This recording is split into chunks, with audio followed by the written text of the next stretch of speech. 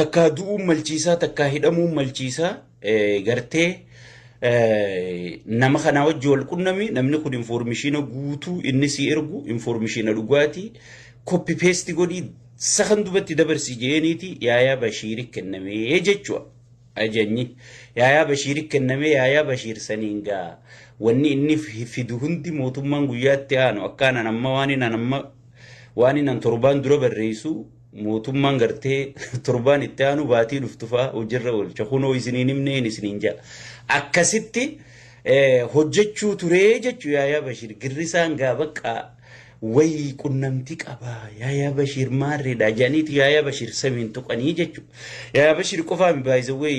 gurbaan namichi OMN tadiguu ture kun maqaan isaa eenyu faraan kajaamu sun wajji turee jechuu waan kana keessa so jarri kun eega dhageeyti akkatti arkatee numaatu harka mirga jaawar maammajjaamanii yaadamanii girrisaa biratti illee deeggartoota jaawar biratti illee harka mirga jaawar maammajjaanii yaadamuu turanii jechuu erga jaawar hidhaa ba'ee booda mootummaan karoora tokko lafa kaayyate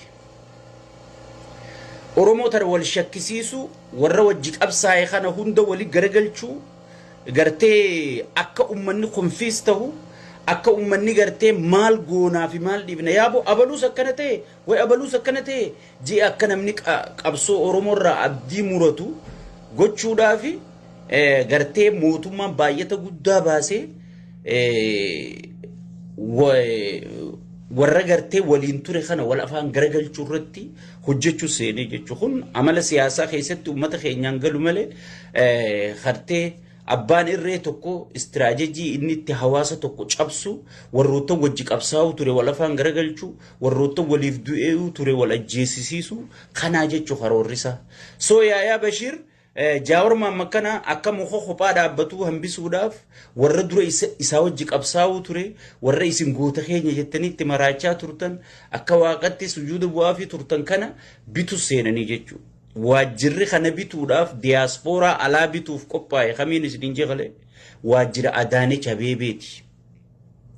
waajjirri gartee warra biyya keessaa kabulloojuu fi kabulluqoojuu hunda baay'atatti baasee bituudhaaf gartee karoora baafate kamiin isin je waajjira pirezidaantii naannoo Oromiyaati jechuu akkasitti waajjiroota kana lameenitti wadalloota kanatti ajaja daabloos gaddabarsee Adaanech diaasporaan jechii Finfinnee tana waan jaalatuuf dachii tuulamaa tana waan maraateef jecha dachii isinii kenniti Adaanech isin qunnamsiifnaa kunoo Adaanech nu ergee jedhaniiti abbaan qabeenyaa guddaan yaayaa bashiiritti maallaqa fidee dhufee jechuudha maaliin fide isiniin je maaliin fide maallaqa fideeti dachillensiif kennamti gaafa mootummaan tasgabbooyte gaafa mootummaan wanna taate ni simatamta ni galta wanni kee hundi qophiidha amma waan ifiin jiraachiftu hoodho amma mul'attee abiyyiin faarsini akka nama qabsaawaa ummanni oromoo waan sirratti amanuuf waan si amanuuf gartee akka nama qabsaawaa fakkaadhu akka nama gartee garagaraa dhimmamee fakkaadhu hoggii waboofis maaliifis gartee humna wabootis keessa turtee waan beektuuf mataa dhayii jedhaniin si gale amma inni karoorritti kenname maal godha abiyyiin faarsu ambilziqinnaa miti siinjaa ambilziqinnaa keessin jiru siinjaa maal godha garuu inni undercover bilziqinnaadha jechuudha undercover bilziqinnaadha jechuudha bilziqinnaa tanaas hoggini dhawa akkama faarsee bulaan gariin ta'e telefoona gaddachaasee horii humbar mootummaa tana hoggini dhawa bar maaliif hayyamamee fi dhawa hayyamamee fi dhawa malee jaalala ummataa takka sabboonummaa saniif hin dhawu akka ummata biratti amanamu akka bar abalu dhuga dubbata way abalu haqa dubbata bar haqarraan deebuu bar lubbuu isaa riskirra buuseeti bar biyya keessa taa'ee takka mootummaa kana deeggaraa dhugaa ummataa dubbataa jedhanii akka ummanni atteeshina kennuuf sigale akka ummanni atteeshina kennuufii fi mootummaa dhawa soogidda keessa godha distii hoggii gootu soogidda keessa gootaami akka nyaanni mi'aawuuf akkasi soogidda keessa godhaa jechuudha sigale soogidda keessa godha yaayaa bashiiris soogidda keessa godhaati ambilziqinnaa sii miti ammaalii sii miti awwan duraanuu bakkaan ture na beeytanii sigale no problem jeeti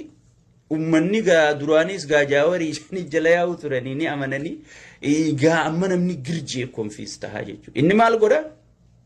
Kawal fixu obboleeyyanii, kawal lolu jiru obboleeyyanii, kawal dura dhaabbachuu jiru obboleeyyanii, way obboleeyyan lamaa wal fixuun qabanii adeeroo dhugaadha. Hagamaas as dhukaasus Oromoodha. Hachi dhukaasus Oromoodha. Garuu obboleeyyanii miti kawal fixu jiru. Oromoon kan wajji wal lolu jiruun Oromoo wajji wal lolu ittiin jiru sirnaa wajji wal lolu jira jechuudha. Sirnaa wajji wal lolu jira jechuudha. Sirna Minilik kan dur abbootiin teenya calii calanqotti harma muraanuletti sigalee tuulama buqqisee wallo ficcisiisee wallagga harka kennachiisee jimma harka kennachiisee san gartee ummata keenya akkasi dhukkee godhuu ture san sanii wajji wal lolu jira jechuudha uummanni keenya. Sirnicha santu gartee karaan beekamneen ilma Minilikiin qabsoo Oromootiin aangoo dhufee namichi abbaa kiyya Minilik gumaa Minilik baafachuudhaaf akka nuti Minilik rakkifne sanitti maa Minilik narraa rakkiftan jechuuf ilmi Minilik haareen lafaa ka'ee Oromiyaa diiguu tokkummaa Oromoo diiguu Oromoo keessa galee Oromoo wal shakkisiisu sigalee kana godhu jiru karaa gabaabaan Oromiyaa diiguu deemu kana dura sirna kana dura dhaabbachuu jira jechuudha. Audio Jungle.